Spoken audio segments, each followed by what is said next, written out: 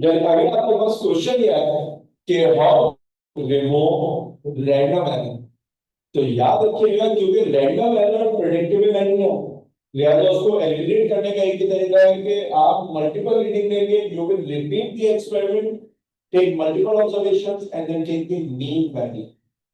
ठीक है, अगर सिस्टमैटिक एरर होगा तो वो करेक्ट भी हो जाएगा, कैलकुलेट भी होगा, वो करेक्ट भी होगा, पॉजिटिव भी हो सकता है, नेगेटिव भी हो सकता है। ठीक, ये सारी बातें हमने एरर, एक्यूरेसी, प्रिसीजन की बात कर ली है, अपने पास नोट कर लेंगे, यहां से आगे बढ़ेंगे।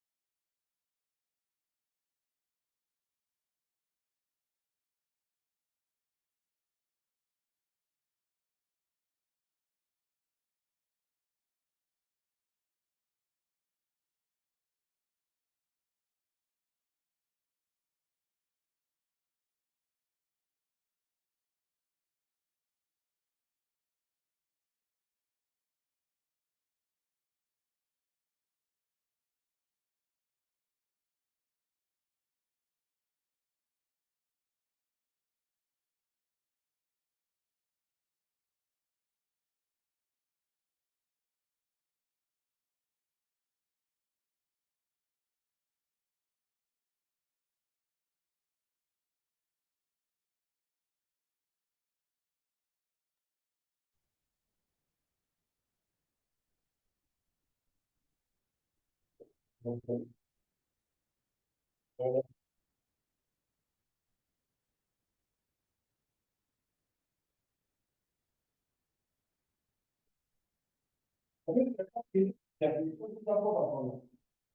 तरह के कॉन्सेप्ट्स हैं जो कैलकुलेशन के हवाले से इंपॉर्टेंट है, जो कोई छोटा न्यूमेरिकल देना है या आपसे एमसीक्यूज ही आएंगे, डेफिनेटली तो पूछ सकते हैं, वो है डायमेंशंस और अनसर्टेनिटी।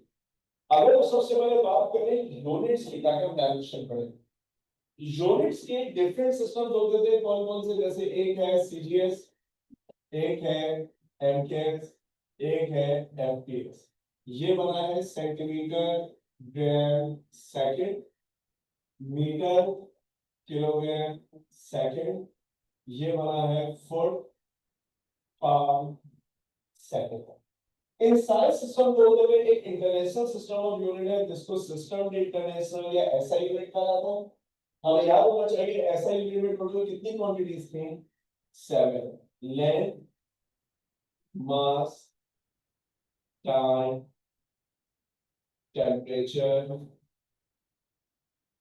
इलेक्ट्रिक करंट, इसके बाद ल्यूमिनस, इंटेंसिटी,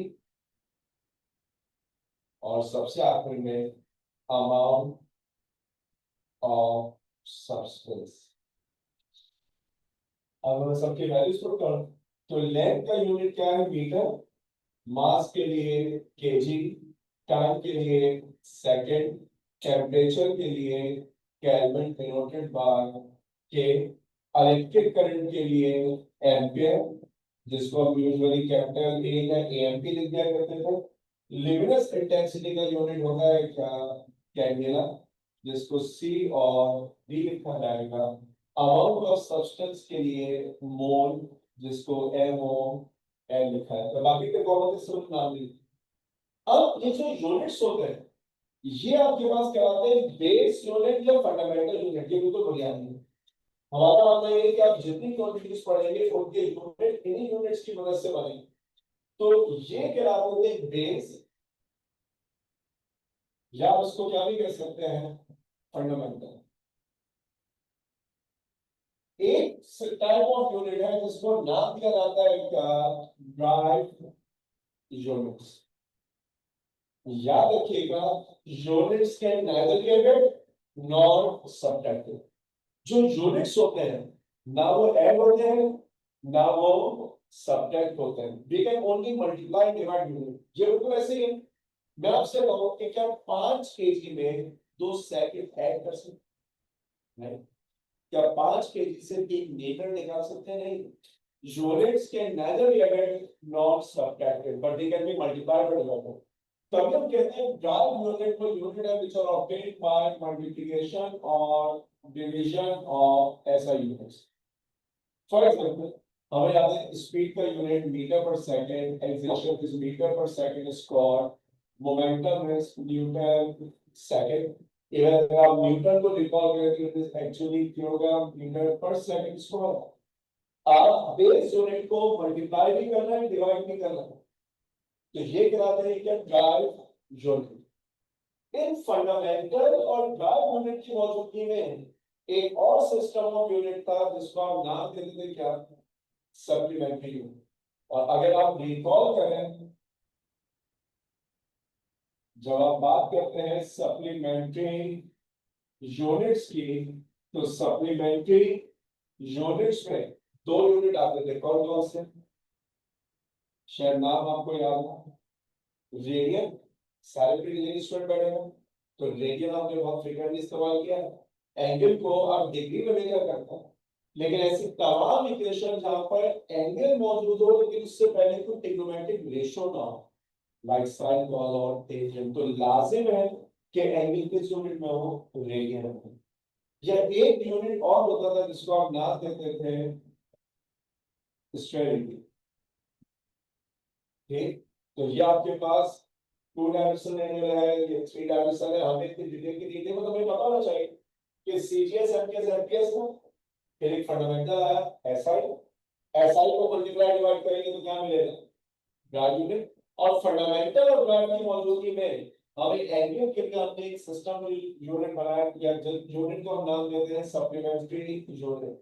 सप्लीमेंट का मतलब ही क्या होता है? किसी चीज की कमी को पूरा करना। तो अब ये जो यूनिट है वो बेसिकली इस एंगल की कमी को जो है वो पूरा कर रहा है, जो किसी भी सिस्टम में मौजूद है। ठीक, आपने बड़ा इस सब नोट कर दिया।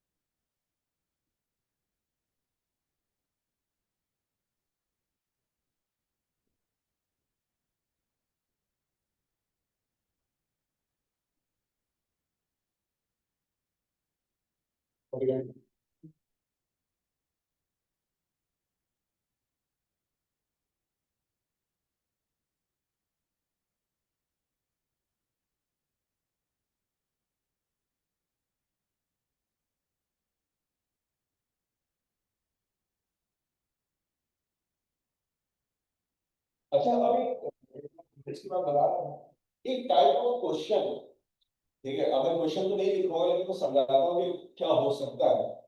अगर मैं आपसे कहूँ कि मेरे पास एक यूनिट होता है वोल्ट, पोटेंशियल डिफरेंस का यूनिट, अगर मैं आपसे कहूँ कि इस यूनिट को बेस यूनिट में कन्वर्ट कर दूँ,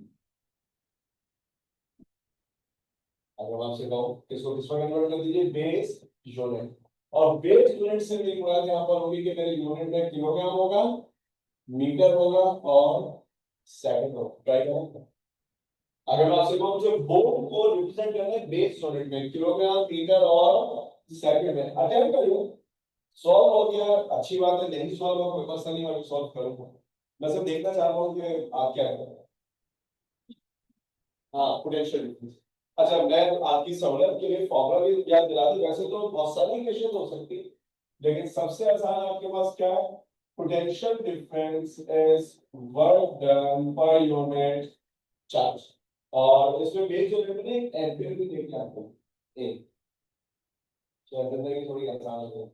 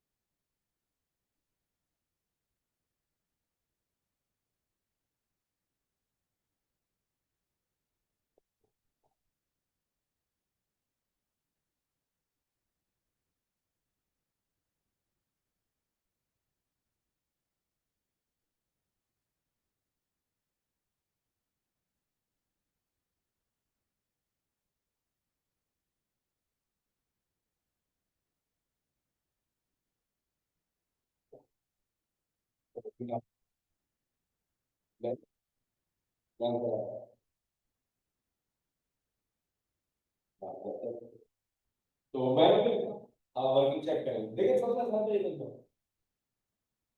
फॉर्मूला याद होना चाहिए क्वांटिटी का। ये एक फॉर्मूला नहीं बनाएगा, तो बहुत सारे फॉर्मूला हैं। आप delta B equal delta W upon Q लगाइए, शायद आपको याद है सब पी बराबर होता है बी आई डी, शायद आपको याद आ जाए बी बराबर होता है किसके, आई आर के। इक्वेशन तो बहुत सारी है जिसके अंदर वोल्टेज आ जाएगा, बस हमें वो इक्वेशन लगानी जिससे आसानी से हम काम करें। तो हमने देखा work done per unit charge, मुझे फौरन क्लिक कर दिया वर्क पर यूनिट क्या होता है, जो चार्ज का यूनिट क्या होता है, कूलम। लेकिन प्रॉब्लम ये कि कूलम तो ऐसा यूनिट तो है, तो अब ऐसा यूनिट कूलम के लिए हमें अगर चाहिए तो हमने कहा आई बराबर होता है क्यू अपॉन टी, तो क्यू किसके बराबर होगा, आई। अब आई का मतलब होता है एम्पियर, टाइम का मतलब होता है सेकंड, तो कूलम का मतलब हो जाएगा एम्पियर सेकंड। तो मैंने सबसे पहले कूलम को बना दिया एम्पियर सेकंड, मुझे बना, और ये दोनों तो मेरे बेस यूनिट है। प्रॉब्लम ये है कि जो जूल है बेस यूनिट नहीं, तो आपको रिकॉल होना चाहिए कि जो 1 जूल होता है, joule is unit of energy, joule is unit of work, F into D. Force का मतलब होता था मास इनटू एक्सेशन। फायदा क्या होगा, सारे बेस बन जाएंगे। तो मुझे याद आएगा कि मास की जगह मैं क्या लिखूंगा, केजी, एक्सेशन की जगह मीटर पर सेकंड स्क्वायर, और डिस्टेंस की जगह मीटर, और यहाँ क्या लिखा होगा, एम्पियर सेकंड। अगले स्टेप में ये लिखा हुआ है किलोग्राम, ए ऊपर जाएगा तो A inverse, metre into metre क्या बन जाएगा, मीटर स्क्वायर, सेकंड ऊपर जाएगा तो क्या बनेगा, सेकंड इनवर्स क्यूब। इसका मतलब वोल्ट का मतलब ये यूनिट होगा। हमें ना ये यूनिट कन्वर्जन आनी चाहिए कि आप किसी भी यूनिट को बेस यूनिट में कैसे कन्वर्ट कर सकते हैं। कन्वर्जन समझ में आ गई, एक नोट कर लीजिए।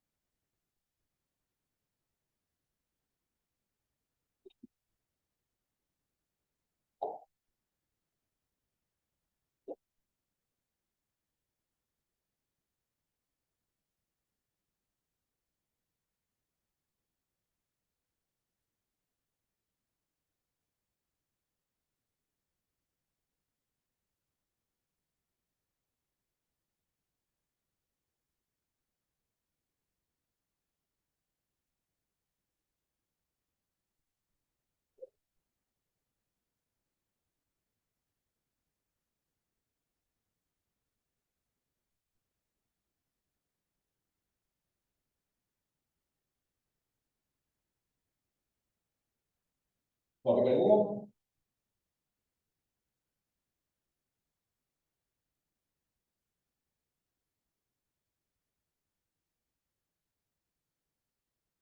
एक कॉन्सेप्ट है जिसको हम नाम दे देते हैं डायमेंशंस।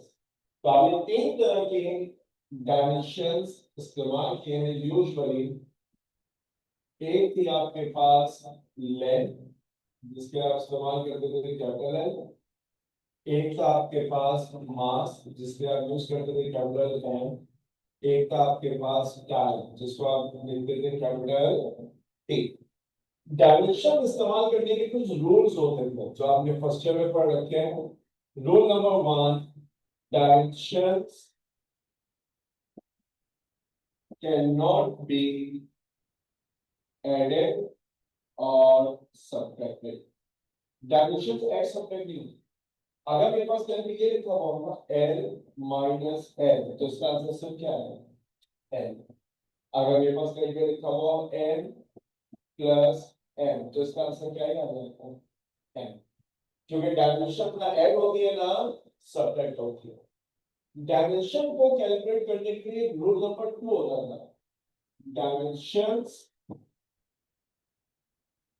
कैन बी मल्टीप्लाइड और डिवाइडेड। जो डायमेंशंस होती हैं वो मल्टीप्लाई भी हो सकती हैं और वो डिवाइड भी हो सकती है।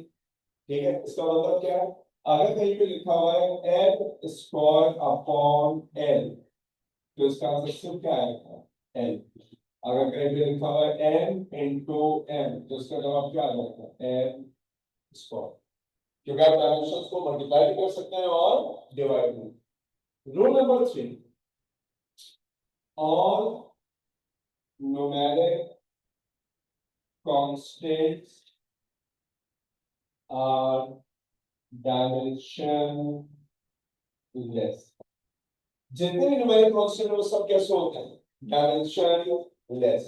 क्या मतलब, एक फॉर्मूला पढ़ते थे pi r square L. Pi is numeric constant, dimensionless है। एक फॉर्मूला पढ़ते थे kinetic energy, half m v square, half is numeric constant, dimensionless है। हमें ये पता होना चाहिए कि डायमेंशन को कैलकुलेट करने के रूल्स क्या होता है। फर्स्ट ईयर में डिटेल में हमने पढ़ा है। अगर मैं रैंडमली कोई 2 डायमेंशन कैलकुलेट करके दिखाऊं, अगर कोई आपसे कहे कि एक्सीलरेशन की डायमेंशन चाहिए, तो आपने फॉर्मूला लिखा v माइनस जो अपॉन t। या किसी को कहते हैं वेलोसिटी की डायमेंशन क्या होती है। देखिए 2 डायमेंशन ऐसे हैं जो आप में से हर एक को याद कर लेंगे। एक है वेलोसिटी यानी speed, distance upon time, distance का मतलब एल, टाइम का मतलब टी, तो क्या बन जाएगा एल टी इनवर्स। याद करना बड़ा आसान है। स्पीड का या वेलोसिटी का यूनिट क्या होता है, मीटर पर सेकंड। तो मीटर के लिए लेंथ, सेकंड के लिए टाइम। ये एक डायमेंशन है बच्चे को याद होनी चाहिए, लेंथ मास टाइम के बाद। क्यों वो याद होगी और एक ए की याद होगी, मैं ए अभी कैलकुलेट भी करूँ। सिर्फ मुझे एल एंड टी बताओ, बी और ए बताओ, दुनिया भर का कोई सवाल मिलेगा आप सॉल्व कर लो।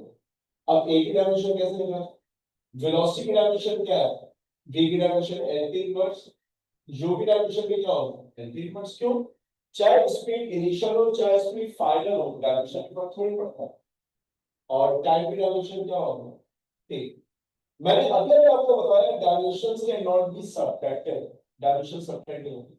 तो L T inverse minus L T inverse क्या आंसर आएगा, L T inverse divided by T. ये टी डिनोमिनेटर है, इससे न्यूमरेटर में जाएंगे तो क्या बनेगा, तो ये क्या बन जाएगा एल टी स्क्वायर इनवर्स। और याद करने का आसान तरीका, एक्सीलरेशन का यूनिट क्या होता है, मीटर पर सेकंड स्क्वायर। तो देखिए मीटर के लिए एल, सेकंड के लिए टी, पावर माइनस 2। अगर मुझे ये तीन बातें याद है, एल एफ टी, एक मुझे ये याद है एल टी इनवर्स, और एक मुझे ये याद है एल टी स्क्वायर इनवर्स, मैं सारे डायमेंशन बड़े मजे से निकालूंगा, अभी कैलकुलेट करूंगा भी। अपने पास पहले सब कुछ नोट करना,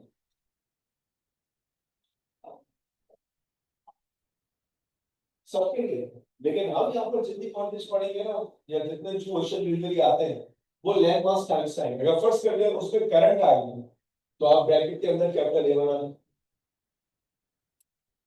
अगर टेम्परेचर होगा तो उसके लिए थीटा भी लिखते हैं, क्योंकि टी जो है वो टाइम के लिए इस्तेमाल किया जाता है। लेकिन हमारे पास यूजुअली जो क्वेश्चन आते हैं वो लैंड मास और time है। आप जो है वो